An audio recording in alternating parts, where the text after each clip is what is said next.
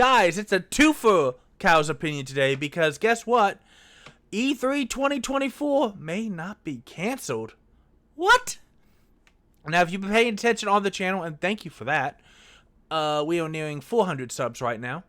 And we also have this issue where previously we talked about how E3 was gone. Unfortunately, it's been not able to keep up with the times.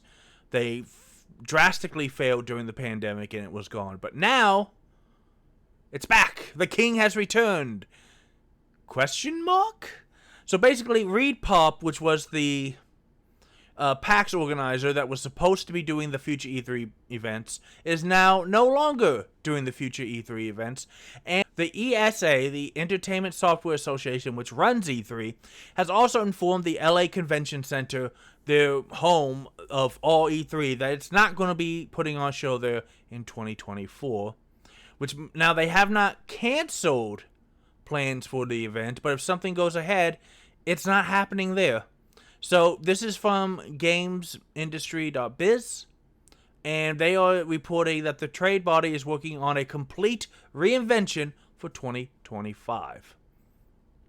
Now, ReedPop, which also happens to be the parent company of GameIndustry.biz, just to show you how wacky this situation is, signed a multi-year deal in 2023, but the first effort failed. As we remember earlier in the year, I covered this. Nobody of big names or repute would confirm, and finally they had to cancel. Now, ReedPop and E3, or the ESA, are saying that it's a mutual decision. We appreciate ReedPop's partnership over the past 14 months and support their ongoing efforts to bring industry and fans together through their various events, says the Entertainment Software Association President and CEO Stanley Pierre-Louis.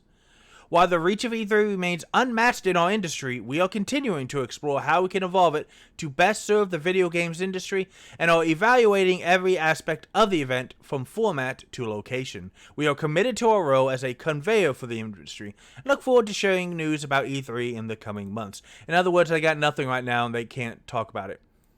We have enjoyed our time working with the ESA and appreciate their commitment to the games industry as a whole, said ReedPop's game events boss Kyle Marston-Kish. Why did these guys all have hyphenated last names, man? Snooty. While we will not be involved with the future of E3, we look forward to seeing its evolution and where the ESA takes it. This is also following ReedPop's usually pretty successful PAX West in Seattle, which also ran alongside a Nintendo Live show. Now, what the hell does all this mean? And when we get to the part about the Cal's opinion, well, here's the thing. E3 has been left in the dust by Summer Games Fest with Keighley.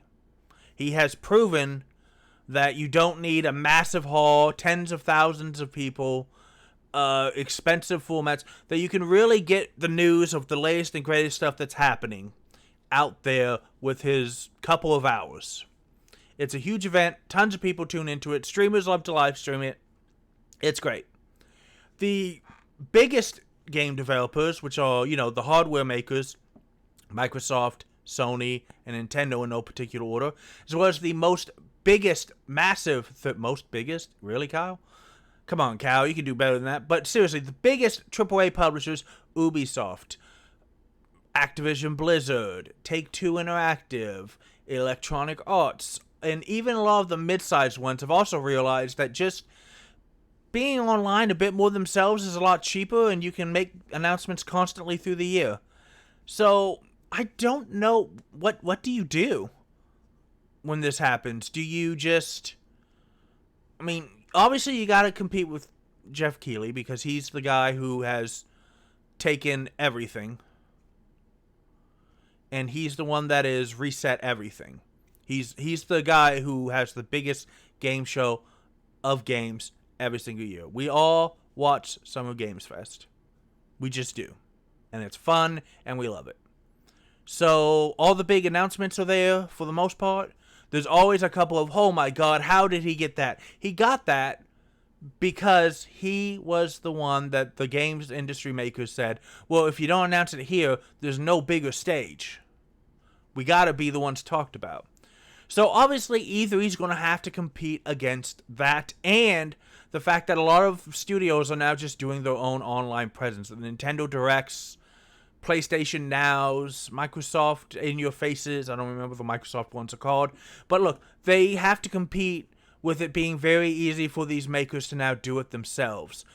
I don't know if E3 can do that. I mean, sure, you can make another show in the summer, but all the biggest game companies going to want to come back to E3 after a humiliating 2023?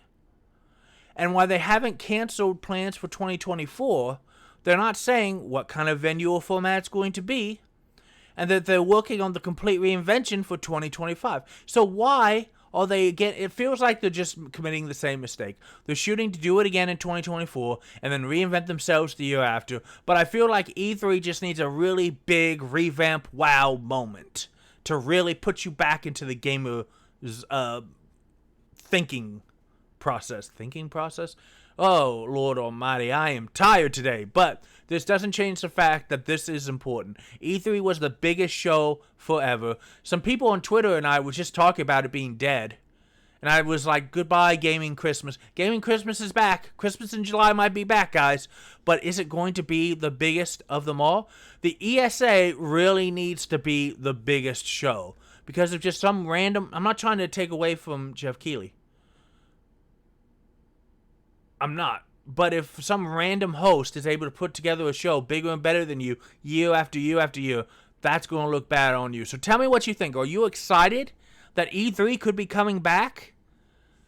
Do you want E3 to come back? Let me know in the comments below, guys. And remember that games are awesome. You deserve that awesome. And I'll see you next time.